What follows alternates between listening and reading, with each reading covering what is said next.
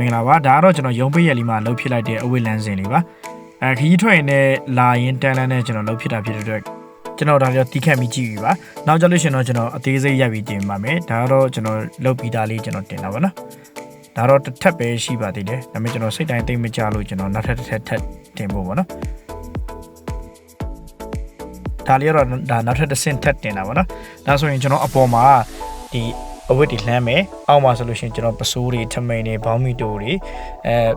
စသဖြင့်မနော်ဒါတွေကျွန်တော်လှမ်းလို့ရပါတယ်အပေါ်တော့ဒါကျွန်တော်ဒီအနွေးတဲ့အထူတွေအနွေးတဲ့အပါးတွေအင်ကြီးအပါးတွေဒါကျွန်တော်ဂျိတ်နဲ့တိချာလမ်းလို့ရပါတယ်ဒါလေးဆိုလို့ရှိရင်ဒါဘယ်လောက်မှမကြပါဘူးကျွန်တော်တို့ဒီ8000ပတ်ချလေးလောက်ပဲကြာတာပေါ့နော်8000ပတ်ချလေးလောက်ပဲကြာတယ်အိမ်မှာကူဒီတခြားကျွန်တော်တို့ဆိုင်မှာဝယ်တာထက်ဆိုင်ဒီဟာလေးရတဲ့ပို့ပြီးတော့မှလည်းတောင်းတင်တယ်အေးရွှေ့ရတာလည်းလွယ်ကူတယ်ပေါ့နော်အားလုံးပဲကျေးဇူးများတင်ပါတယ်နောက်ဗီဒီယိုဒီမှာဆက်တွေ့ရမယ်